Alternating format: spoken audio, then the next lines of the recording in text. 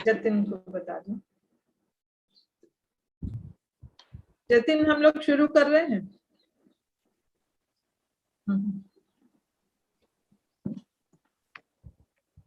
हम सब आज की इस प्रार्थना सभा में सम्मिलित हैं और परमेश्वर का बड़ा धन्यवाद देते हैं कि प्रभु ने हम सबों को ऐसे उत्तम वरदानों से सुशोभित किया है।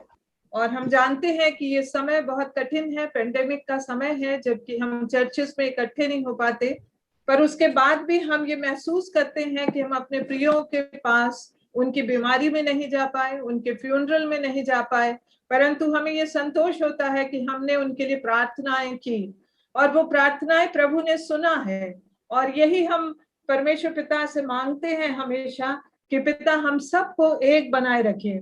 हम जानते हैं कि ये समय बहुत सुंदर प्रभु ने हमें दिया है और पिता चाहते हैं कि हम सब एक हों और इसी तरह से वचन के अनुसार हम अपने जीवन को आज्ञाकारिता की ओर बढ़ाते ले चले और एक दूसरे की चिंता करें, एक दूसरे को प्यार करें, और तभी हम कह सकेंगे कि हम क्रिश्चियन कम्युनिटी में एक साथ मिलकर के रहते हैं, एक साथ मिलकर प्रभु की महिमा को करने पाते हैं। बहुत सुंदर वचन एक जो है वो मैं याद कर रही थी और वो लिखा हुआ है इफिसी उसके 4 अध्याय के 16 पद में कि हम सबको प्रभु ने ये समय जो दिया है वो एक होने के लिए, अपने आप को आत्मिक रूप से तैयार करने के लिए दिया है। वहां लिखा हुआ है इफिसी 4:16 में, जिससे संपूर्ण देह प्रत्येक जोड़ में एक साथ बंध कर और सुगठित होकर प्रत्येक अंग के ठीक ठीक कार्य करने के द्वारा बढ़ती जाती है और इस प्रकार प्रेम में स्वयं उसकी उन्नति होती है। हम जानते हैं कि हम सब एक दूसरे से जुड़े हुए हैं और हम चाहते हैं कि हम अपने प्रियों के लिए जो तकलीफ में है, जो दुख में है, उन सब के लिए प्रार्थना करें। और आइए हम सर्वप्रथम इस सभा को प्रारंभ करने से पहले मिसेस मुकुल मोजेस के द्वारा प्रार्थना करेंगे। हम सब सहभागी होंगे। मिसेस मुकुल मोजेस प्रार्थना में अगुवाई करेंगे।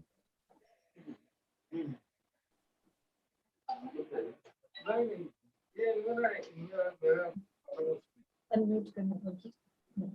अनम्यूट नहीं, आवाज मुकुल अनम्यूट होगा ना अपने वहां से बोलिए। आ रही है आवाज? अब आ रही। हाँ, हेलो, आ रही है? आ रही है, आ रही है। राजाओं के राजा, प्रभु के प्रभु, एक बार फिर संध्या के समय में प्रभु यीशु मसीह के सामर्थ्य नाम में पवित्र आत्मा की स्तुति करते हुए आपके पवित्र चरणों के पास उपस्थित होने पाए हैं। धन्यवाद देते पिता परमेश्वर आज के दिन भर की तमाम आशीषों के लिए और आपकी उस दया के लिए, करुणा के लिए प्रभु, जो हर क्षण हम मनुष्यों के साथ बनी रहती है। आपका महान प्रेम है पिता परमेश्वर, जो हम पर से कभी कम नहीं होता है। निरंतर आपकी दया और करुणा की आशीष हमको हम में प्राप्त होती है। हाँ प्रभु जी, हम मिट नहीं गए, यह आपकी महाकरुणा का फल है जो दिन प्रतिदिन प्रभु जी हमें जीवन के रूप में मिलती है। हम हृदय से आपका धन्यवाद देते हैं। इस सुंदर समय के लिए हम आपका हृदय से धन्यवाद देते हैं प्रभु जी, जो आपने हमारे जीवनों में जोड़ा है। क्योंकि पिता परमेश्वर, जिस तरह दाऊद राजा कहता है कि तेरे आंगनों में का एक पल उन 1000 वर्षों से उत्तम है जो हम अलग रीति से जीते हैं। सच में पिता, तेरे आंगन में 2 मिनट खड़े रहना ही हमारे लिए बहुत अच्छा है। और तूने प्रभु जी अपनी बड़ी दया और बड़ी करुणा और अपनी योजना के तहत प्रभु ये सुंदर समय हमको दिया है, जब हम सब मिलकर प्रभु जी तुझसे प्रार्थना कर सकते हैं, तेरी आराधना, तेरी स्तुति कर सकते हैं और तेरे पवित्र वचनों पर मनन करने पाते हैं। हृदय से धन्यवाद देते प्रभु जी सुंदर योजना के लिए और ये सुंदर समय के लिए, जबकि पिता परमेश्वर बीते दिनों में हमने एक बहुत कठिन समय में जीवन जिया है। एक बहुत कठिन समय हमारे सामने था, पर पिता परमेश्वर इन सब से बढ़कर आप हैं। इन सब चीजों में प्रभु जी आपने विजय को प्राप्त की है और निरंतर पिता परमेश्वर आप हमें अपने अगुवाई में और अपनी सुरक्षा में आपने हमको लिए चले। इसलिए हम आपका जितना धन्यवाद करें कम है पिता परमेश्वर। हम बार बार आपकी स्तुति करते हैं, बड़ाई करते हैं, जय जयकार करते हैं और आपसे प्रार्थना करते हैं कि हम किसी भी रीति से पिता परमेश्वर भटकने वाले ना बने, तेरी आज्ञाओं को तोड़ने वाले ना बने, पर हर क्षण पिता परमेश्वर हम तुझसे प्रार्थना करने वाले बन सकें। हम जब इस समय एक प्रार्थना झुंड के रूप में आपके सामने उपस्थित हुए हैं, सबसे पहले प्रभु हम अपने प्रार्थनाओं को, अपने निवेदनों को आपके सामने रखने के पहले अपने पापों को आपके सामने मान लेते हैं। हमने आपकी इच्छा के विरोध में जो भी काम किए हैं पिता, हमें क्षमा करें और होने दे पिता परमेश्वर, हमें ऐसी शक्ति दे, ऐसी सामर्थ दे, पवित्र आत्मा का अभिषेक दे हमें पिता परमेश्वर, कि हम आपकी आज्ञाओं को मानने वाले बन सके। कहीं पर भी हम आपकी आज्ञाओं को तोड़ने वाले ना बने। और आपकी आज्ञाएं इतनी कठिन नहीं है पिता परमेश्वर, आपकी आज्ञा बहुत सरल है जो आपने हमारे लिए दी है। और सबसे बड़ी आज्ञा यही है पिता, कि अपने पड़ोसी से अपने समान प्रेम रख। हाँ पिता परमेश्वर, हमारे हृदय में तू उस प्रेम को उपजा दे, कि हम आपस में बड़े प्रेम के साथ जब हम यहाँ एकत्र होते हैं, प्रार्थना करते हैं, भक्ति करते हैं पिता परमेश्वर, तो यदि हमारे हृदय में प्रभु जी तेरा प्रेम होगा, तो निश्चित पिता परमेश्वर हमारी प्रार्थनाएं स्वर्गीय राज में ग्रहण योग्य होंगी। और निश्चित प्रभु आपके सामने एक सुगंधित धूप से हमारी प्रार्थनाएं जलने वाली होंगी। इसे सुनकर प्रभु जी आप हमें हमारी प्रार्थनाओं का उत्तर हाँ और आमीन में देंगे। और प्रभु जी हमने निश्चित तेरी उस आशीष को पाया है, तेरी उन हमने जो प्रार्थनाओं को आपके सामने रखा था, उनके हमने उत्तर को पाया है। हम आपका हृदय से धन्यवाद देते हैं और बार बार है कि हमें क्षमा करें पिता और अपने योग्य बनाए पिता परमेश्वर। आप महान परमेश्वर हैं, दयालु परमेश्वर हैं पिता परमेश्वर। इस समय हम विशेष प्रार्थना करते हैं और इस समय के लिए भी हम आपका धन्यवाद देते हैं प्रभु जी। जबकि बीते वर्ष में और बीते दिनों में प्रभु जी हम बिल्कुल अपने अपने घरों में कैद थे। पिता परमेश्वर, इस बात के लिए हम आपका धन्यवाद देते हैं, क्योंकि ये जो भी हुआ प्रभु आपकी उत्तम योजना के तहत हुआ है। क्योंकि पिता परमेश्वर, आपने हमको वो समय दिया है कि हम अपने जीवनों का आकलन करें, हम अपने जीवनों का आकलन करें, अपनी बुराइयों से फिर कर पिता परमेश्वर आपके नजदीक आ जाएं, पछताव करें, रोते हुए पीटते हुए पछताव करते हुए प्रभु आपके नजदीक आए, क्योंकि आप तो क्षमा करने हारे परमेश्वर हैं। आप किसी के अपराधों को याद नहीं रखते हैं, परंतु उसे पीठ के पीछे फेंक देते हैं और हमें गले लगाने के लिए तैयार रहते हैं। हाँ पिता परमेश्वर, प्रभु जी हम आपका हृदय से धन्यवाद देते हैं और यही प्रार्थना करते हैं पिता, कि हम अपने गुनाहों को प्रभु जी अपने जीवन से दूर करने वाले बन सके। प्रार्थना करते हैं पिता परमेश्वर, इस समय हम उन सारे बीमारों के लिए प्रभु जी जो आज भी पीड़ा में है, विशेष प्रार्थना हम पर्सन सर के लिए करते हैं। दया करें प्रभु जी और अपने पवित्र हाथ को बढ़ाकर पिता परमेश्वर प्रभु यीशु मसीह के नाम से उनको छूकर चंगाई प्रदान करें। आपने पिता परमेश्वर उनकी सहायता की, धन्यवाद देते हैं प्रभु जी। अभी जो भी उनकी आंख में तकलीफ है और कल जब उनका ऑपरेशन होने वाला है, पिता हमारी दृष्टि आपकी ओर है, जबकि हमने निरंतर आपके साथ प्रार्थना की है प्रभु जी। हम विनती करते हैं आप उस जगह पर उपस्थित होकर प्रभु जी होने दे, कि आपकी सहायता से वो सक्सेसफुली वो ऑपरेशन होने पाए, उनका बीपी नॉर्मल होने पाए और अच्छे से पिता परमेश्वर उनका ऑपरेशन होने पाए। वहां पर प्रभु जी अन्ना रहती है, जब वो सेवा करती प्रभु, आप उसकी भी साथ होना, उसकी भी सहायता करना। जो डॉक्टर उनका इलाज करते हैं, उनको भी अपने हाथों में लेना पिता परमेश्वर और अपने उचित मार्गदर्शन में हर कार्य को करने में उनकी सहायता करना। हम प्रार्थना करते हैं प्रभु जी स्टेफी की मम्मी के लिए पिता, हाँ प्रभु जी अपनी दया से उन्हें भी आशीषित करें और प्रभु जी होने दें कि आपकी ओर से पिता वे भी चंगाई को प्राप्त करने पाए। अभी जबकि वो वेंटिलेटर में है, हम निश्चित जानते हैं पिता परमेश्वर कि हमारा छुड़ाने वाला जीवित है और वो एक दिन पृथ्वी पे खड़ा होगा। और इसी विश्वास के साथ पिता परमेश्वर हम आपसे मांगते हैं कि आप हमारे छुड़ाने वाले परमेश्वर हैं। आपने इन बीमारियों पर जय को पाई है पिता परमेश्वर, और इसी विश्वास मांग लेते हैं प्रभु, आप उनको भी चंगाई प्रदान करें और होने दे प्रभु कि आपकी ओर से वो चंगाई को प्राप्त करके आपके नाम की गवाही देने वाली बन सके। जिन लोगों को प्रभु जी आपने चंगाई दी है, उन सब के लिए हम आपका हृदय से धन्यवाद देते हैं और प्रार्थना करते हैं प्रभु जी कि हम हमेशा आपकी संगति में बने रहें, हमेशा प्रभु जी आपकी ओर दृष्टि करने वाले बन सके।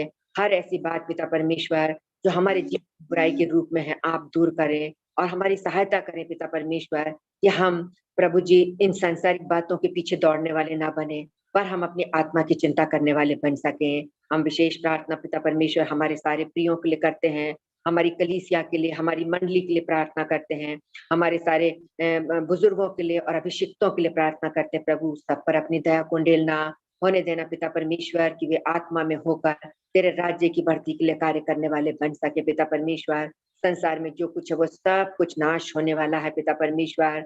आज वो समय है कि हर कोई अपनी आत्मा की चिंता करे। हाँ पिता परमेश्वर, हम अपनी आत्मा की चिंता करने वाले बन सके। हम प्रभु जी उन 10 कुंवारियों, उन 5 कुंवारियों के समान ना बने पिता परमेश्वर, जो बिना तैयारी के वहां पर आ गई थी और जब दूल्हा आया था तो द्वार बंद कर दिया गया था। पर हम उन बुद्धिमान 5 कुंवारी के समान बने पिता परमेश्वर, जो दूल्हे के आने की बाट जो रही थी और पूरी तैयारी के साथ उसके साथ चली गई थी। हाँ पिता परमेश्वर, आज वही समय है जब हम इन परिस्थितियों को देखते हैं, बहुत कठिन समय है पिता। हम ज्यादा से ज्यादा प्रार्थना में रहें और अपने जीवन को पिता परमेश्वर आपके योग्य बनाने वाले बन सके, ताकि पिता परमेश्वर जब आप बादलों पर आते हैं तो हम सब के सब पिता परमेश्वर अपनी कलीसिया के साथ, अपने प्रियों के साथ पिता परमेश्वर उठने वालों में शामिल होने वाले बन सके। सबको प्रभु जी ऐसा मन दे, ऐसी आत्मा दे पिता परमेश्वर कि सब बातों को भूलकर हम सिर्फ और सिर्फ तेरी आज्ञाओं पे चलें, तेरे प्रेम पे चलें पिता परमेश्वर, और हर बात में प्रभु जी आपकी आज्ञाओं को और आपकी भलाइयों को प्रभु जी इस संसार में पूरा करने वाले बन सके। इस सुंदर समय के लिए हम आपका धन्यवाद देते हैं, इस उत्तम योजना के लिए आपका धन्यवाद देते हैं, और विशेष धन्यवाद देते हैं प्रभु जी सर के लिए और चाची के लिए पिता परमेश्वर। ये बड़े बोझ के साथ उन्होंने प्रभु जी ये प्रयास किया है कि एक समय हम प्रभु जी सब अपने प्रियों के साथ बैठकर प्रार्थना कर सकते हैं और अपने प्रियों को देख सकते हैं पिता परमेश्वर। हम हृदय से धन्यवाद देते हैं, दोनों के लिए आशीषों की कामना करते हैं और विशेष प्रार्थना करते हैं प्रभु की संगति को आप आशीर्वाद करना, कि इसी तरीके से ये संगति बनी रहे और हम ऐसे ही प्रभु जी बड़े विश्वास के साथ एक मन के होकर प्रभु जी तुझसे प्रार्थना करने वाले बन सके। विशेष धन्यवाद देते प्रभु हम जतिन के लिए और बेटे शाऊल के लिए, जबकि छोटे बच्चे हैं पिता परमेश्वर, वह बड़े बोझ के साथ प्रभु जी दोनों अपना समय देते हैं और प्रभु जी ये कार्यों को करते हैं। वो दोनों बच्चों को बड़ी आशीष देना पिता परमेश्वर, और होने देना कि उनका जीवन तुझ जीवते परमेश्वर को की अगुवाई में प्रभु बढ़ने वाला बन सके। इस समय हम सोनल को भी याद करते पिता, जबकि वो इतनी दूर रहने के बाद भी प्रभु जी बड़े प्रयास के साथ हमारे लिए ये सारे प्रयास करती पिता परमेश्वर। तू उस पर भी अपनी आशीष को बनाए रखना, उसके पूरे परिवार को तू आशीष करना पिता परमेश्वर। हाँ प्रभु जी, इस पृथ्वी पर जो भी कोई तेरे लिए एक भी काम करता प्रभु, वो अपना प्रतिफल किसी भी रीति से नहीं खोएगा, और हम सब मिलकर प्रभु जी इन सबको आशीष देते हैं प्रभु जी। इस संगति के लिए हम आपका हृदय से धन्यवाद देते हैं प्रभु जी। इस समय जो भी संगति में किया जाता है, गवाही दी जाती है, प्रार्थना की जाती है, भक्ति की जाती है और वचन बोया जाता है प्रभु, उन सब पर आपकी वजह जाने पाए, इस सारा कार्य प्रभु आपकी पवित्र आत्मा की अगुवाई में होने वाला बन सके। हम ये सब बातें प्रभु जी सच्चाई से और प्रभु हृदय की गहराई से करने वाले बन सके, ताकि हम अपने पिता परमेश्वर को प्रसन्न करने वाले बन सके। सारी महिमा आदर सम्मान हम आपको देते हैं और इस पूरे समय को प्रभु आपके सामर्थ्य हाथों में सौंपते हैं और प्रार्थना करते हैं प्रभु की इस सभा की अगुवाई आप करें, क्योंकि ये हम सब बातों को आपके हाथों में सौंपते हुए प्रार्थना यीशु मसीह के नाम में मांग लेते हैं। सुनिए और ग्रहण कीजिए। आमीन।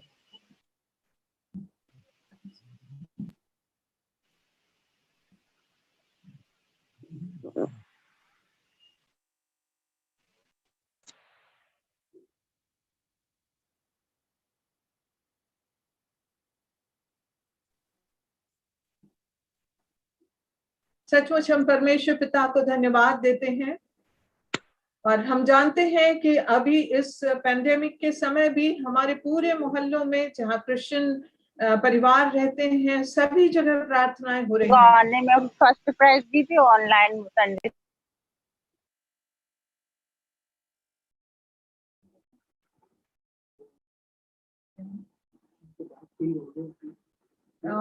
हम सचमुच में परमेश्वर पिता को हृदय से धन्यवाद देते हैं, और हम जानते हैं कि हमारे जवान बच्चे भी स्तुति और भक्ति गान में बहुत आगे बढ़ रहे हैं, और वे प्रभु की उपस्थिति को महसूस करने पाते हैं। बहुत सी आत्मिक आशीषें उन्हें मिली हुई हैं, और इसलिए आज स्तुति गान में विशेष रूप से उपस्थित हैं कुमारी रिया साहू और जेमाइमा हैमिल्टन। वे हमारे बीच स्तुति गान करेंगी, वर्शिप सॉन्ग गाएंगी।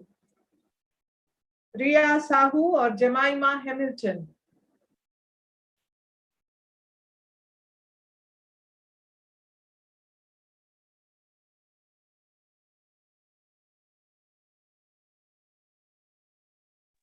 हेलो दादी, आवाज आ रही है?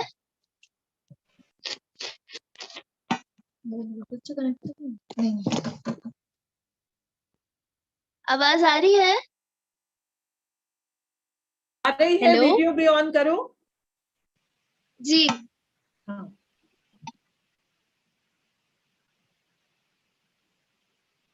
आइए हम परमेश्वर की महिमा के लिए कुछ गीतों को गाएंगे।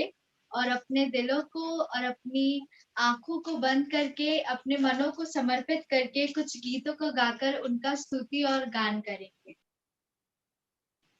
तेरे नाम के लिए जिए हम, तेरे नाम के लिए जिए हम, तेरे नाम के लिए जिए हम, तेरे नाम के लिए जिए हम। तू बड़े मैं घटू, मेरे जीवन से महिमा तुझे मिले। तू बढ़े मैं घटू, मेरे जीवन से महिमा तुझे मिले। स्तुतियों के बीच में विराजमान प्रभु, तू बड़े और मैं घटू। स्तुतियों के बीच में विराजमान प्रभु, तू बड़े और मैं घटू। तू बड़े मैं घटू, मेरे जीवन से महिमा तुझे मिले। तू बड़े मैं घटू, मेरे जीवन से महिमा तुझे मिले। तू मेरा है मैं तेरा हूँ, तू मेरा है मैं तेरा हूँ। ऐ खुदा मेरे खुदा, मेरा जीवन तेरा खुदा। ऐ खुदा मेरे खुदा, मेरा जीवन तेरा खुदा। तू बड़े मैं घटू, मेरे जीवन से महिमा तुझे मिले। तू बड़े मैं घटू, मेरे जीवन से महिमा तुझे मिले। यीशु। आइए हम परमेश्वर की महिमा के लिए एक और गीत को गाएंगे जिसके बोल हैं, मेरे प्रभु तू है कुम्हार। मेरे प्रभु तू है कुम्हार, सृष्टि का करता है तू। मैं मिट्टी हूँ हाथों में तेरे, डाल अपने सांचे में तू। मेरे प्रभु तू है कुम्हार, सृष्टि का करता है तू। मैं मिट्टी हूँ हाथों में तेरे, डाल अपने सांचे में तू। मुझ में नहीं कोई खूबी प्रभु, सन्मुख तेरे आ सकूं। आत्मा से अपनी तू भर दे मुझे, जीवन का सोता बनूं। मुझ में नहीं कोई खूबी प्रभु, सन्मुख तेरे आ सकूं। आत्मा से अपनी तू भर दे मुझे, जीवन का सोता बनूं। आत्मा अपनी मेरे द्वारा जग में बहा दे तू। मैं मिट्टी हूँ हाथों में तेरे, ढाल अपने सांचे में तू, दुनिया की मोह माया में मैं फंस करके रह गया। स्वर्गीय पिता को भूल कर मैं आशीषों को खो दिया। दुनिया की मोह माया में मैं बस करके रह गया। स्वर्गीय पिता को भूल कर मैं आशीषों को खो दिया। तेरे चरणों में मैं अपना बना ले तू, मैं मिट्टी हूँ हाथों में तेरे, ढाल अपने सांचे में तू। मेरे प्रभु तू है कुमार, मुक्ति का करता है तू, मैं मिट्टी हूँ हाथों में तेरे, ढाल अपने सांचे में तू।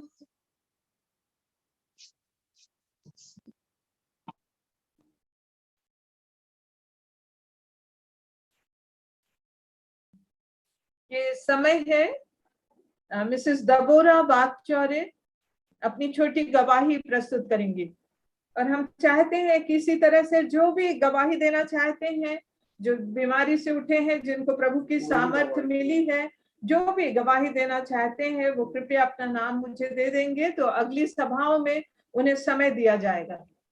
मिसेस दबोरा बागचौरे छोटी गवाही प्रस्तुत करेंगी। आप सबों को हेलो, मेरी आवाज सुनाई दे रही है ना मामी? आ रही। आप सबों को प्रभु यीशु मसीह के नाम में जय मसीह की। मैं परमेश्वर पिता का धन्यवाद करती हूँ कि सचमुच में प्रभु ने हमें ये मौका दिया है कि हम प्रभु के नाम की, जो प्रभु ने हमारे लिए उपकार किए हैं, उसके लिए प्रभु को ही महिमा दें। कई बार हम मनुष्य को, डॉक्टर को, अपने परिवार के सदस्यों को महिमा देते हैं, लेकिन ये महिमा हमको केवल प्रभु को देनी है। और मैं परमेश्वर का धन्यवाद करती हूँ कि प्रभु ने मुझे ये मौका दिया कि आज मैं प्रभु को महिमा देने पाऊँ। धन्यवाद करती हूँ ब्राउन मामू और मामी का कि जिन्होंने सच में एक ऐसा, प्रभु ने उनके लिए एक योजना उन्होंने बनाई कि प्रभु के इस कार्य को वो करने पाते हैं। मैं परमेश्वर का धन्यवाद करती हूँ। ज्यादा समय ना लेते हुए मैं बताना चाहती हूँ, जैसे कि लैंड्स डे के समय में मैंने अपनी गवाही दी हुई थी कि प्रभु ने किस तरह से जनवरी माह में मेरे एक बड़े ऑपरेशन से और कई तरह की समस्याओं से मुझे आजादी दिलाई। अब मैं परमेश्वर का फिर से धन्यवाद करती हूँ, और जब भी मैं प्रभु के वचन को बोलती हूँ, मेरे पास बहुत बड़ी-बड़ी और जीवित गवाहियां होती हैं। मैं इसके लिए परमेश्वर का धन्यवाद करती हूँ। और इसी बीच में जब मेरा ऑपरेशन हुआ, उसके बाद मैं ड्यूटी भी ज्वाइन नहीं कर पाई थी, और उसके बाद ही अचानक से, जैसे आप लोगों ने देखा कि ये पैंडेमिक शुरू हो गया था, और मैं परमेश्वर का धन्यवाद करती कि मेरा जो ऑपरेशन हुआ वो उसके पहले हो चुका था, और मुझे 3 महीने का बेड रेस्ट डॉक्टर ने बोला था, और मैं आराम ही कर रही थी। लेकिन उसी बीच जब ये कोरोना का फिर से जोर बढ़ा, हमारे परिवार में भी कोरोना ने नहीं छोड़ा। और जैसे कि हम जानते हैं कि पूरी कॉलोनी में प्रत्येक परिवार में कोई ना कोई इस तरह से बीमार पड़ ही रहा था। और 19 या 20 अप्रैल की बात है कि अचानक से मुझे, मम्मी को, यानी कि मेरी सास को और राजू भैया को, राजू वागचौरे को, अचानक से हम लोगों को थोड़ी सी तबीयत खराब हुई, और मुझे लगा कि हो सकता है ये कोरोना का हो। और हम लोगों ने जो दवाइयाँ डॉक्टर ने कहा वो हमने खाया, लेकिन मैं तो ठीक हो गई और राजू भैया भी ठीक हो गए।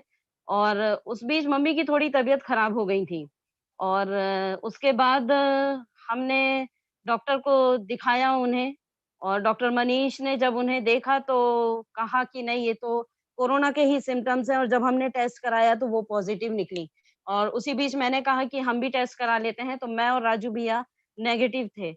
मैं परमेश्वर का धन्यवाद करती हूँ कि उस समय में जब मैं इतनी बड़ी बीमारी से उठी थी, प्रभु ने मुझे चंगा रखा ताकि मैं अपने परिवार की सेवा कर सकती थी, और मैं उस समय भली चंगी हो गई थी। और उसी के बीच में बाद में जो जित्तू दादा हैं, उनको भी फीवर आने लगा, और इस तरह से हमारे यहाँ जो मम्मी हैं और जित्तू दादा हैं, वो दोनों, जित्तू दादा की ज़्यादा तबीयत खराब हो चुकी थी और मम्मी को भी, चूँकि वो इतनी एज की हैं, हम बहुत ज़्यादा घबरा गए थे। लेकिन परमेश्वर पर भरोसा था और उनके लिए कंटिन्यू हम प्रार्थना कर रहे थे। हमने प्रेयर रिक्वेस्ट भी सभी जगह दे रखी थी। आप सबों ने भी ग्रुप में प्रेयर किया और जितने भी प्रेयर वाले लोग थे, उन्होंने प्रेयर किया। मैं परमेश्वर का धन्यवाद करती हूँ कि इस समय में सच में जब हमने देखा कि हमारे परिवार के लोग नहीं साथ थे, मुझे ये अनुभव हुआ कि परमेश्वर ने ये कहा कि सब तुम्हें छोड़ देंगे, लेकिन मैं तुम्हें नहीं छोड़ूंगा। वचन में लिखा हुआ है कि जन्माने वाली माता भूल सकती है,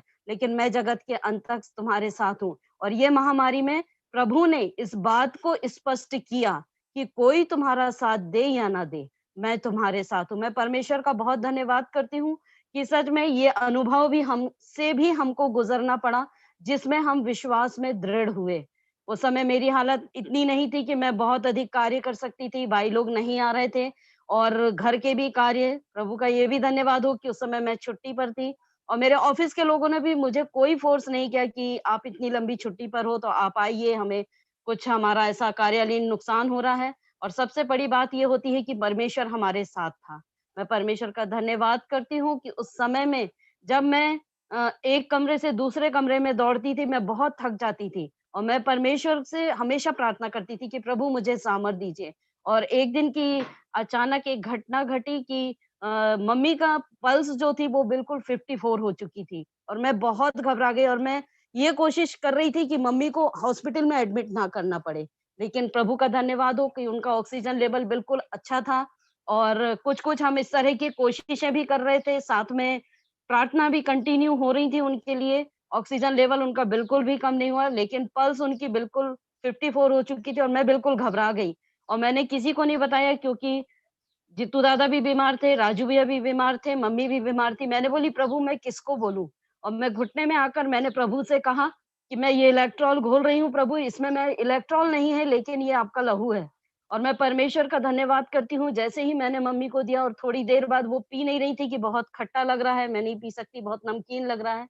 लेकिन मैं परमेश्वर का धन्यवाद करती हूँ कि कुछ देर बाद ही उनका जो पल्स था वो बिल्कुल नॉर्मल हो गया। तो प्रभु ने हमको इस तरह से कहा कि कोई आपका साथ दे ना दे, लेकिन मैं आपके साथ हूँ। इस समय में सबने इस बात का अनुभव किया है, क्योंकि किसी न किसी कारण से हम स्वयं यदि कोई बीमार है हमारा, हम उससे नहीं मिल पा रहे थे, तो हम दूसरे से क्या आशा करते कि वो हमको आकर हमारी सहायता करे। लेकिन मैं परमेश्वर का धन्यवाद करती हूँ कि आप सबों ने प्रार्थनाओं में हमको, हमारे परिवार को उठाया। जित्तू दादा को एडमिट भी करना पड़ा और राजू भैया उनके लिए टिफिन लेके तीनों टाइम जाते थे।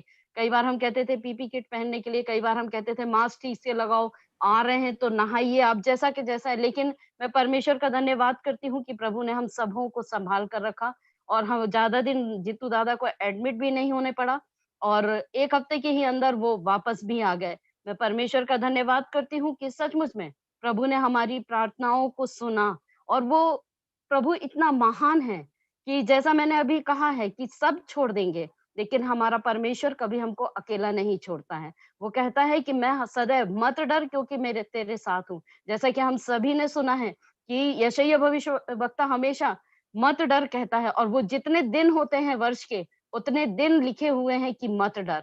और सच में जब हम उस बात के लिए अपने आप में उन बाइबल के वचनों को, उन वचनों को अपने जीवन में सच्चे तरीके से उतारते हैं तो प्रभु हमारे साथ हमेशा होता है और इसी तरह होता। और सबसे बड़ी बात होती है कि जो लोग हमारे लिए प्रार्थना करते होते हैं, ये बोझ लेना बहुत बड़ी बात होती है प्रियो, क्योंकि जब हम किसी दूसरे के लिए प्रार्थना करते हैं, वचन में लिखा हुआ है कि जब तुम दूसरे की खेती सींचोगे तो तुम्हारी भी खेती सींची जाएगी। और सच में वो वचन लोग मिल नहीं पाए, लेकिन लोगों ने, सबों ने, 7 वाक्य लोगों ने, लोगों का दिल दुखित होता था कि हम लोगों को मिलने नहीं जा रहे, देखने नहीं जा रहे, लेकिन उन्होंने वो बोझ को लिया। और सबसे बड़ा मैं धन्यवाद देती हूँ ब्राउन मामू मामी का कि जिन्होंने इस ग्रुप को इस जरिए से, नेटवर्किंग के जरिए से, क्योंकि हम बहुत परेशान होते थे, हम कई शहरों के लोगों के साथ इस ऑनलाइन कॉन्फ्रेंस में जुड़ते थे। बहुत सारी ऑनलाइन कॉन्फ्रेंस थी और मैं हमेशा दुखित होती थी कि हमारे छिंदवाड़ा में ऐसा क्यों नहीं होता है,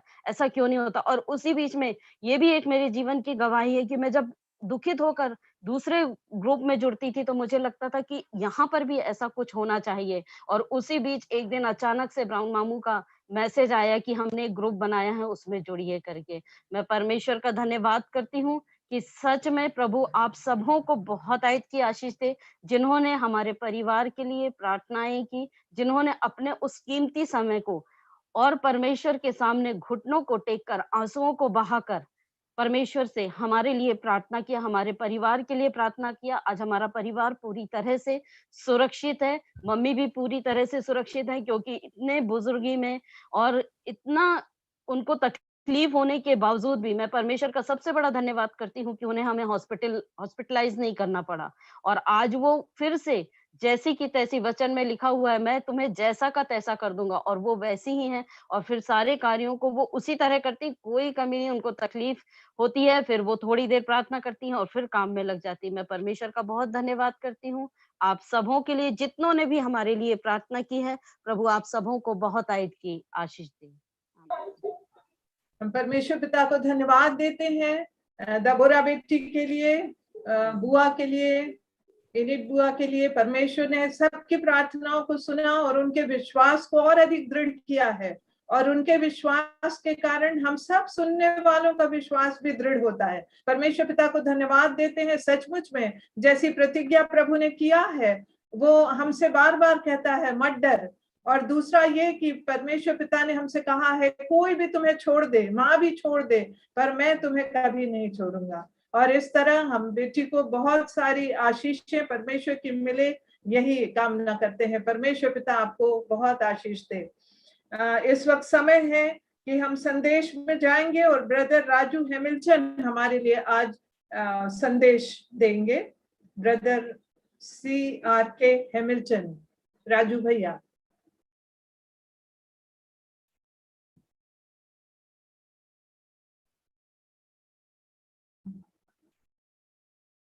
उसको बोलो कि वो करते।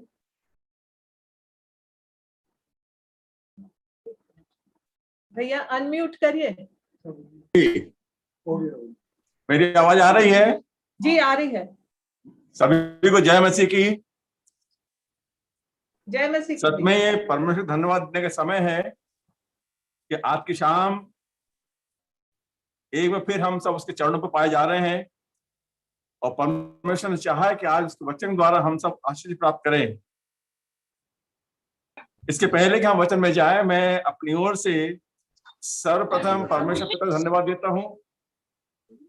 उसने यह अवसर मुझको दिया कि मैं एक बार फिर वचन की संगति में पाया जाऊं और आप सबों के साथ में इसको शेयर करने पाऊं। मैं धन्यवाद देना चाहता हूं आदरणीय ब्राउन सर, ब्राउन मैडम को, जिन्होंने अवसर मुझे दिया है कि आज की शाम वचन की सहभागिता में करूं, और ये समय मुझे आज मिलने पाया है।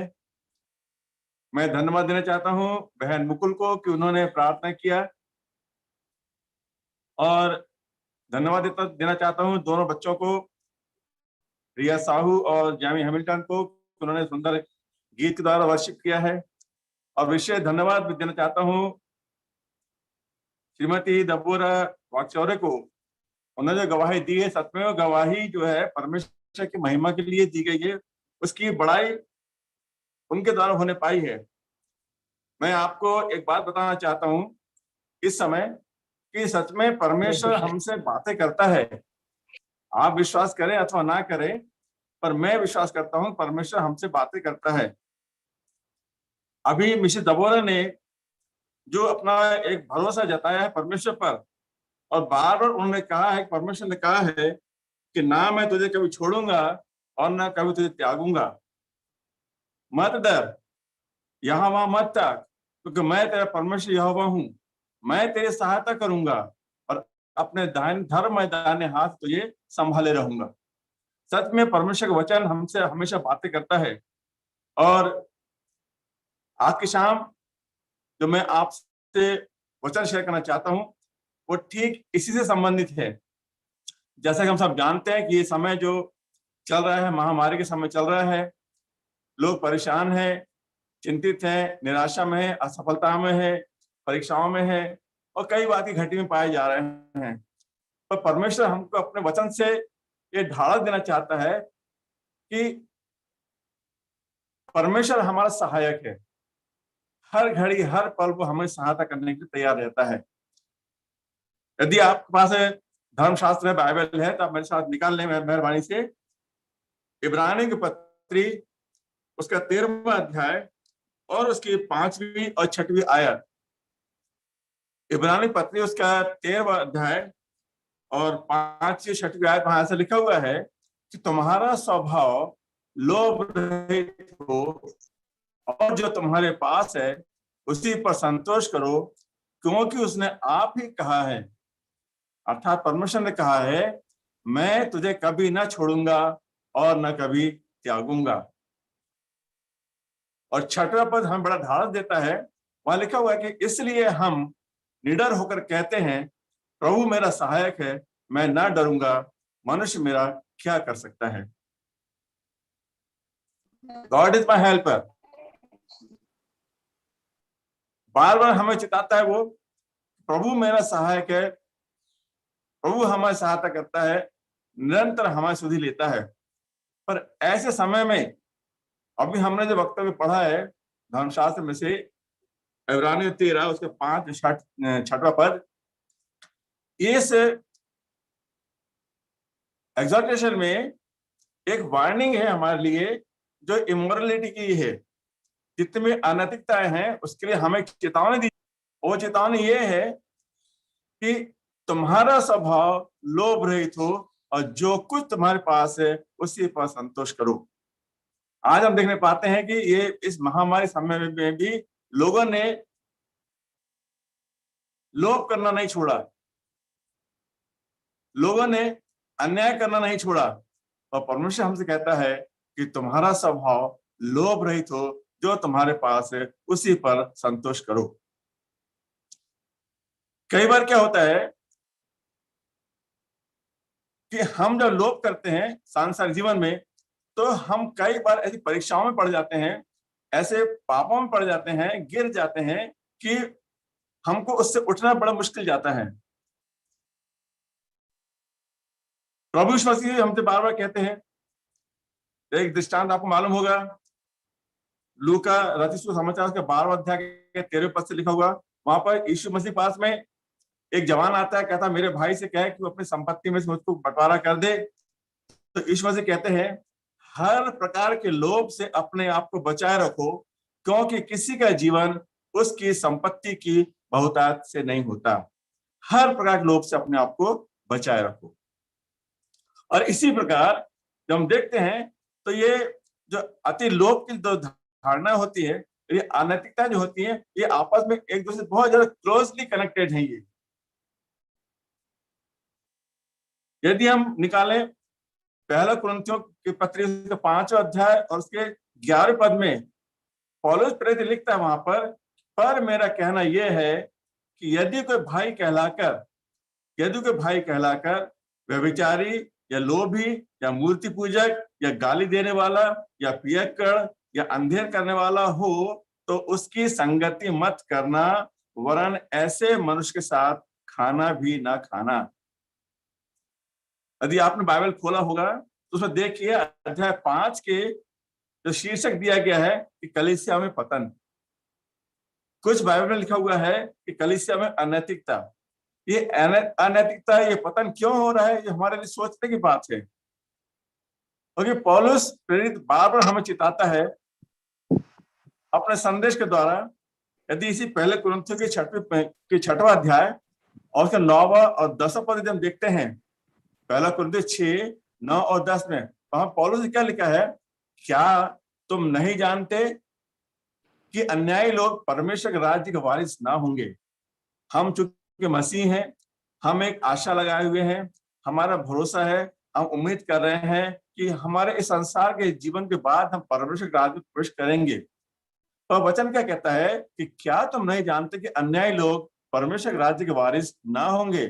धोखा न खाओ, न वेश्यगामी, न मूर्ति पूजक, न परिश्रगामी, न लुच्चे, न पुरुषगामी, न चोर, न लोभी, न पियक्कड़, न गाली देने वाले, न अंधेर करने वाले परमेश्वर के राज्य के वारिस होंगे। ये मैं नहीं कहता, ये आप नहीं कह रहे, ये परमेश्वर का जीवित वचन कह रहा है। यदि आप इसी पहले कुरिन्थियों के 6वें अध्याय के यदि शीर्षक को पढ़े तो शीर्षक क्या लिखा हुआ है? वहां क्या है कि मसीहियों में मुकदमेबाजी। ये सब क्यों खड़ी हो रही है? मसीहियों में मुकदमेबाजी। और अभी हमने जो स्थल पढ़ा है पहला कुरिन्थियों 6:9-10 में, वहां पर चेतावनी दी गई है कि 10 प्रकार के लोग जो हैं ये परमेश्वर के राज्य के वारिस नहीं हो सकते। तो क्रिश्चियन लाइफ में क्या होना चाहिए, एक मसीह जीवन कैसा होना चाहिए, उसके लिए यदि हम निकालें इफिसी पत्री उसका 5वां अध्याय और 3रा पद, वहां ये लिखा हुआ है, पौलुस ने लिखा वहां पर कि जैसा पवित्र लोगों के योग्य है, जैसा पवित्र लोगों के योग्य है, वैसा तुम में व्यभिचार और किसी प्रकार के अशुद्ध काम या लोभ की चर्चा तक ना हो। लोभ की चर्चा तक ना हो। पर हम क्या करते हैं? क्या हम इससे बच जाते हैं अपने आप में? हमेशा हमारी चर्चा होती है, हमारे विचार होते हैं, हमारी योजनाएं बनती है कि कैसे हम लाभ प्राप्त करें, कैसे हम अपने आवश्यकता से अधिक धन अर्जित कर ले। पर वचन बार बार हमें चिताता है, क्योंकि हम देखते हैं यदि कुलुस्सियों के पत्र से 3रा अध्याय 5वें पद में लिखते हैं, वहां भी पौलुस से लिखा हुआ है। कुलुस्सियों के पत्री उसका 3रा अध्याय 5वां पद, वहां लिखा है, पौलुस ने लिखा है, इसलिए अपने उन अंगों को मार डालो जो पृथ्वी पर हैं, अर्थात व्यभिचार, अशुद्धता, दुष्कामना, बुरी लालसा और लोभ को, जो मूर्ति पूजा के बराबर है, जो मूर्ति पूजा के बराबर है। इसी प्रकार से एक बड़ी चेतावनी वाला हमको संदेश मिलता है, वो मिलता है हमको पहले तीमुथियुस की पत्री उसका 6वां अध्याय और 7 से लेकर 8वें पद में, और ये लिखा हुआ है, ना हम जगत में कुछ लाए हैं और ना कुछ ले जा सकते हैं। 8वें पद लिखा हुआ है, यदि हमारे पास खाने और पहनने को हो तो इन्हीं पर संतोष करना चाहिए। और इसी का 10वां पद हम देखते हैं तो वहां लिखा है, क्योंकि रुपए का लोभ सब प्रकार की बुराई की जड़ है। रुपए का लोभ सब प्रकार की बुराई की जड़ है। तो परमेश्वर हमें बार बार अपने वचन से हमें चेताना चाहता है।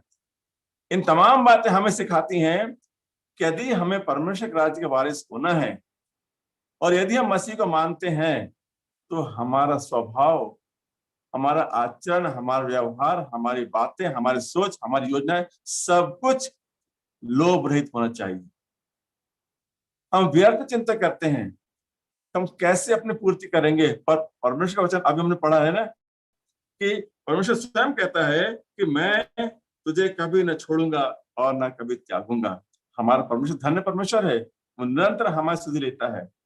और जब हम उसका 6वां पद पढ़ते हैं, इब्रानी पत्री उसका 13वां अध्याय और 6वां पद, सबसे अच्छा वर्ष मुझे लगता है, वहां लिखा है, the Lord is my helper, प्रभु मेरा सहायक है। संसार में हमारे पास कितने धन क्यों ना हो, हमारे पास कितनी ही बातें क्यों ना हो या कमी हो, हमें डरने की, चिंता करने की कोई आवश्यकता नहीं।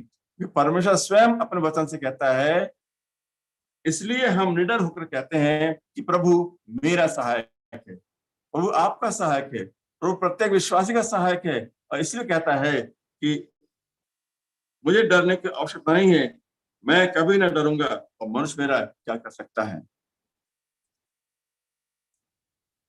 यहोशू के जीवन में हम देखते हैं, जब उसको मूसा के बाद अधिकार मिला तो परमेश्वर ने उससे बातें किया। यहोशू की पुस्तक उसका पहला अध्याय 5वां और 6वां पद का पहला भाग क्या लिखा, वहां लिखा है कि परमेश्वर कहता है कि तेरे जीवन भर कोई तेरे सामने ठहर ना सकेगा, जैसे मैं मूसा के संग रहा वैसे ही तेरे संग भी रहूंगा, और ना तो मैं तुझे धोखा दूंगा और ना तुझे छोड़ूंगा। कितनी प्यारी बात है। परमेश्वर ने कहा, ना तो मैं तुझे धोखा दूंगा और ना कभी तुझे छोड़ूंगा। और 6वें पद का पहला भाग क्या लिखा है, इसलिए हिया बांध और दृढ़ हो जा। हियाबान और दृढ़ हो जा। वचन के द्वारा परमेश्वर हमारे साथ बहुत अच्छी बात रखता है, एक घोषणा करता है कि प्रभु हमारे हमेशा सुधि लेता है। अभी हमने जो स्थल पढ़ा है,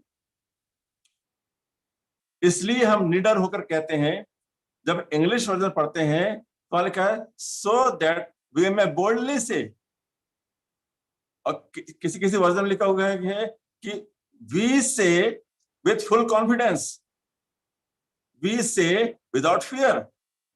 हम कोई डर के साथ में नहीं बोलते, बिना डर के बोलते हैं, निर्भीकता से बोलते हैं। और क्या कहते हैं कि प्रभु मेरा सहायक है।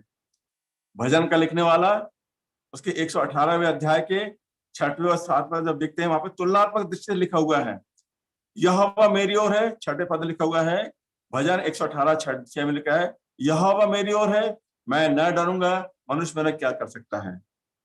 7वें पद का पहला भाग बताता है, यहोवा मेरी ओर, मेरे सहायकों में है। 8वां पद बताता है, यहोवा की शरण लेनी मनुष्य पर भरोसा रखने से उत्तम है। और 9वां पद बताता है, इसी भजन 118 का, वहां लिखा है, यहोवा की शरण लेना प्रधानों पर भी भरोसा रखने से उत्तम है।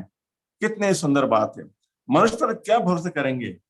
वचन कहता है कि श्रापित हुआ मनुष्य जो मनुष्य भरोसा करता है, और धन्य है वो व्यक्ति जो यहोवा पर भरोसा करता है। आपका मेरा कर्तव्य है निरंतर हम प्रभु पर भरोसा रखें। अभी हमने पढ़ा है इब्रानी 13:6 में। मैं आप बताना चाहता हूं कि इब्रानी की जो पत्री है, इसका लेखक का वर्णन नहीं दिया गया है। इसके लेखक में बताया गया लेखक के विषय में कि अनडेजिग्नेटेड है, ये अज्ञात है। जो भी कि यहाँ जो इब्रानी में लिखा हुआ जितनी विचारधारा लिखी हुई है, वो सब कुछ पौलुस के द्वारा ली गई बातों से, पतरस के द्वारा ली गई बातों से, यूहन्ना के द्वारा लिखी गई बातों से मेल खाती हैं। पर ये नहीं क्लियर किया गया है, न पूरे इस पत्र में लिखा हुआ है कि कौन इसके लेखक है। इसके लेखक विषय में नहीं बताया, इसलिए वहां लिखा है ये अनडेजिग्नेटेड है ये। तो फिर जब ये बात हमारे सामने आई है, आपके सामने आई है, परमेश्वर हम वचन द्वारा बताना चाहता है कि मत डर, मैं तेरे साथ हूं, इधर उधर मत ताक, मैं तेरा परमेश्वर यहोवा हूं, मैं तुझे अपने धर्म में दाहिने हाथ संभाले रखूंगा। एक कहानी आपको आती मालूम होगी, एक घटना है बाइबल में लिखा गया है एलिशा का और उसके टहलुए का। जब एलिशा को अरामी सेना ने चढ़ाई की, तो जिस स्थान पर एलिशा रुका हुआ था, चारों ओर अरामी सेना घुड़सवार इकट्ठे हो गए। उसके टहलुए ने देखा एलिशा के और कहा, स्वामी इतने ज्यादा घुड़सवार यहाँ पर है, सेना ने हमको घेर ली है। तो एलिशा ने क्या कहा? एलिशा ने परमेश्वर से कहा कि प्रभु इसकी तो आंखें खोल, प्रभु इसकी आंखें खोल। और जैसे ही उस टहलुए की आंखें खुली तो उसने क्या देखा? वो पहाड़ जो है वो अग्निमय रथों से घिरा हुआ है। और जब अरामी सेना वहां पर आई तो एलिशा ने परमेश्वर से प्रार्थना की, प्रभु इनको तो अंधा कर दे। और प्रभु ने उनको अंधा कर दिया, सारी सेना को। परमेश्वर ऐसा सहायक है। तो हम इस संसार में रहते हुए हम जो प्रभु के मानने वाले हैं, मैं हर एक से विनती करता हूं कि आप परमेश्वर पूर्णतः भरोसा रखें। मत्ती रचित सुसमाचार का 6वां अध्याय उसका 30वां पद और 33 वर्ष में क्या लिखा हुआ है? 30वें पद लिखा हुआ है कि इसलिए जब परमेश्वर मैदान की घास को जो आज है और कल भाड़ में झोंकी जाएगी ऐसा वस्त्र पहनाता है, तो हे अल्पविश्वासियों, तुमको वह इनसे बढ़कर क्यों न पहनाएगा। हमारा ऐसा महान परमेश्वर है। मैदान की घास को इतना सुंदर सुंदर वस्त्र पहनाता है, जंगली फूलों को इतना सुंदर सुंदर वस्त्र पहनाता है। वचन बताता है कि बादशाह सुलेमान ने भी अपने वैभव में इतने सुंदर वस्त्र नहीं पहना होगा, वो जो जंगली घास को जंगली फूल पहनाता है। और इसी के मत्ती 6:33 में लिखा हुआ है, इसलिए पहले तुम परमेश्वर के राज्य और उसके धर्म की खोज करो, ये सब वस्तु तुम्हें मिल जाएंगी, ये सब वस्तु तुम्हें मिल जाएंगी। परमेश्वर हमको सिखाना चाहता है, बार बार वचन हमें बातें करता है कि हमको संसार के लोभ से बचना है, हमको अनैतिकता से बचना है, हमको बहुत सी ऐसी बातें हैं जो हमें परेशान करती है, उनसे हमें बचना है। प्रियो, हम सब जानते हैं कि ये अंत का समय निकट है। हम सब जानते हैं, बार बार हम सुनते हैं कि अंत का समय निकट है, अंत का समय निकट है। वचन में भी बात लिखी हुई है। यदि आप देखें पहले पत्रस पत्री उसका 4 अध्याय 7वां पद, वहां लिखा है कि सब बातों का तुरंत अंत होने वाला है। सब बातों का अंत तुरंत होने वाला है। इससे सचेत हो जाओ, प्रार्थना में लगे रहो, संयम में होकर प्रार्थना करें, और बहुत सी बात वहां बताई गई, आप पढ़ सकते हैं। एक बात आखिरी स्थल में कह के अपने इस बात को समाप्त करना चाहूंगा। यदि आपका वचन खुला है तो मेरा वचन निकाल लीजिए।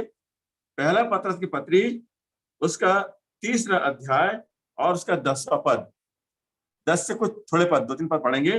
वहां पर कितनी अच्छी बात लिखी हुई है। वहां लिखा है कि क्योंकि जो कोई जीवन की इच्छा रखता है और अच्छे दिन देखना चाहता है, वो अपने जीव को बुराई से रोके और अपने होठों को छल की बातें करने से रोके रहे। वह बुराई का साथ छोड़े और भलाई ही करे, वो मेल मिलाप को ढूंढे और उसके यत्न में लगे रहे, क्योंकि प्रभु की आंखें धर्मियों पर लगी रहती हैं और उसके कान उनकी विनती की ओर लगे रहते हैं।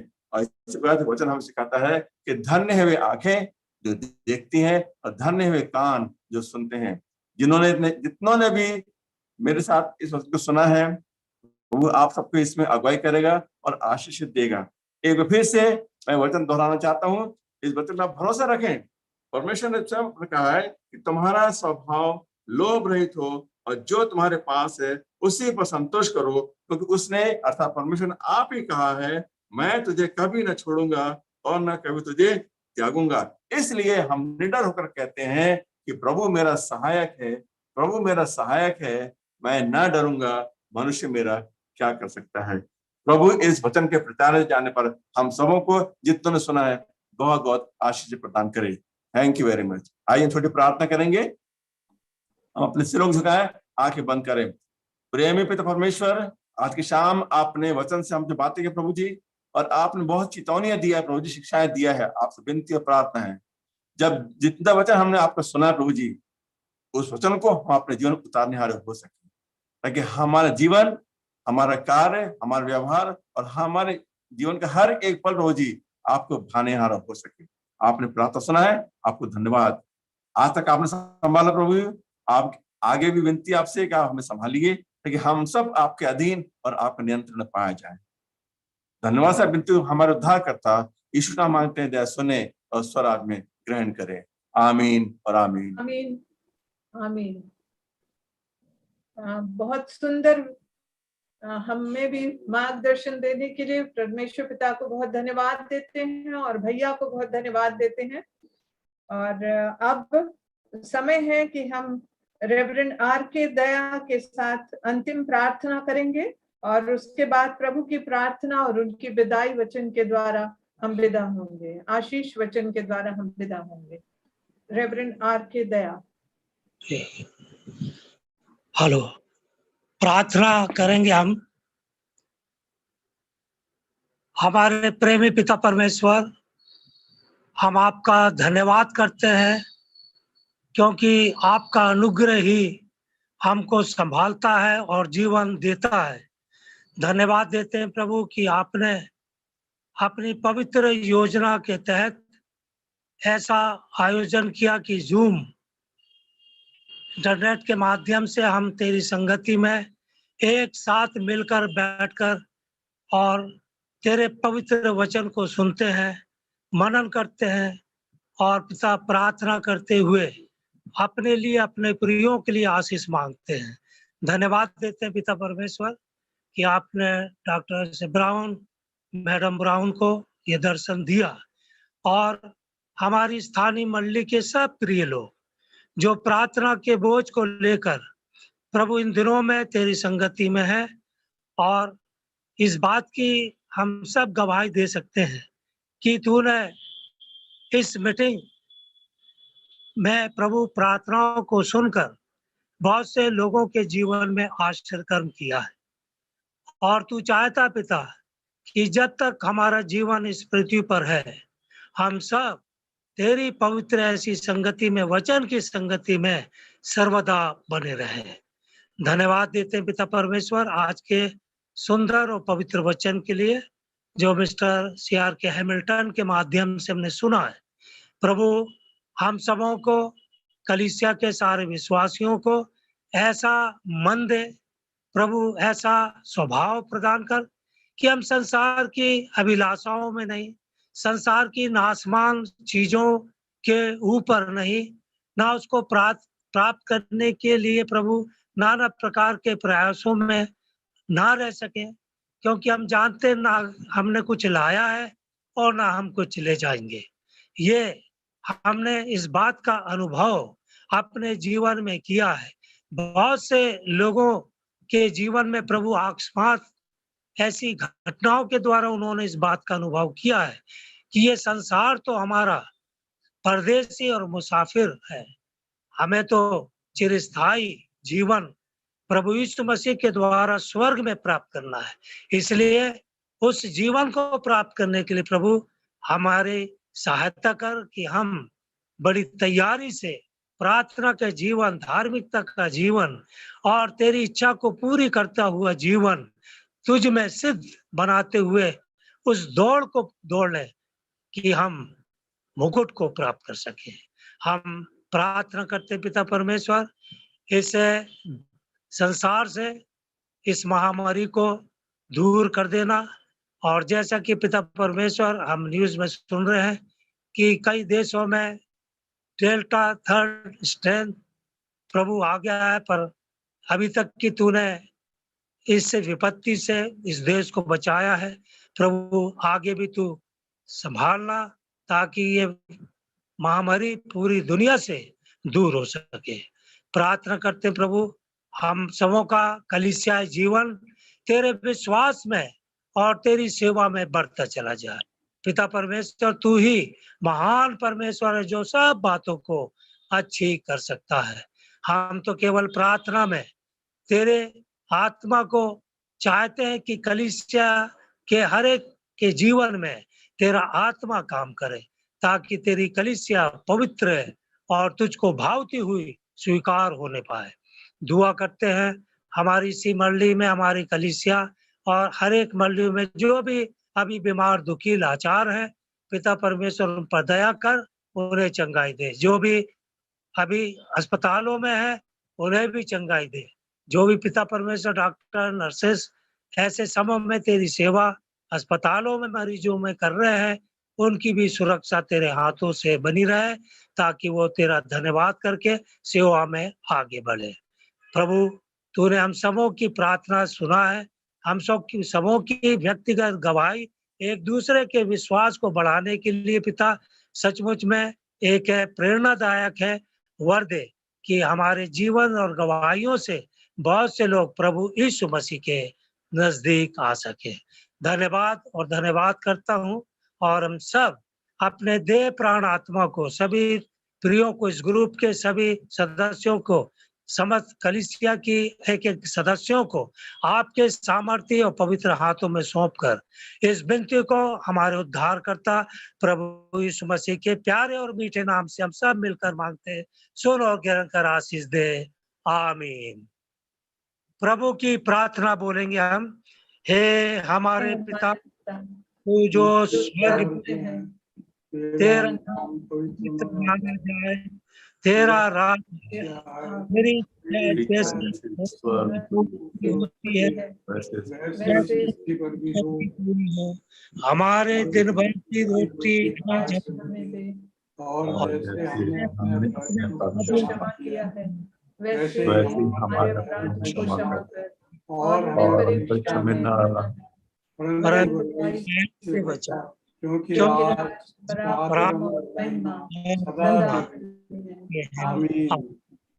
आप हमारे उद्धारकर्ता प्रभु यीशु ख्रिस्त का अनुग्रह, परमेश्वर पिता का प्रेम और पवित्र आत्मा की संगति, उसकी भरपूरी हम सब विश्वासियों के साथ, हमारी इसी प्रार्थना ग्रुप के साथ प्रभु की महिमा में अब से लेकर सदा लो बनी रहे। आमीन। आमीन। आमीन आमीन आमीन। थैंक यू सो मच पासा। Thank you. सबको जय मसीह की बहुत धन्यवाद देती हूँ, सभी जो उपस्थित रहे और एक दूसरे को हम प्रार्थना में उठाए रखते हैं। मैं सबके लिए बहुत धन्यवाद देती कि हम बुजुर्गों को भी अपनी प्रार्थनाओं में आप याद रखते हैं। पास आपको विशेष रूप से धन्यवाद देती हूँ उनकी उपस्थिति के लिए और उनके बेनिडिक्शन के लिए। राजू भैया को, श्री CRK हेमिल्टन भैया को बहुत धन्यवाद देती हूँ ऐसे सुंदर वचन के लिए जिसने कि सच में हमें आशा में और दृढ़ता प्रदान किया है। दबोरा को, बेटी को भी बहुत धन्यवाद देती हूँ सुंदर गवाही के लिए। परमेश्वर पिता उसे और अधिक आशीष दे। और मैं अपनी बेटी मुकुल मोजेस को भी बहुत धन्यवाद देती हूँ जिन्होंने की सुंदर प्रार्थना में हम सबको उठाए रखा और प्रभु ने प्रार्थनाओं को सुना है, ऐसा हमारा विश्वास है। और दोनों बच्चियों को, रिया और जमाइमा को हम विशेष धन्यवाद देते हैं। इसी तरह से वे और आगे बढ़ती जाएं। प्रभु हम सबको अपनी आशीष और अनुग्रह में रखे। और विशेष रूप से आज धन्यवाद के पात्र हैं जितिन और शाउल, जो कि सचमुच हमारी मदद करते हैं और उनकी मदद के बिना हमें ये ज्यादा आता नहीं है ऑनलाइन में कुछ करना। वे ही दोनों बच्चे इसको तैयार करते हैं। हम विशेष रूप से उनको धन्यवाद देते हैं। सभी को बहुत धन्यवाद देते और चाहते हैं कि एक बार हम व्यू में सबको ओपन कर लेते हैं क्या भैया, ताकि हम सब एक दूसरे से मिल सकें। Praise the Lord, praise the Lord, madam. Praise the Lord, thank you so much. समय ज्यादा तो नहीं हुआ? नहीं हुआ भैया, बहुत अच्छे से। Thank you so much. Thank you very much.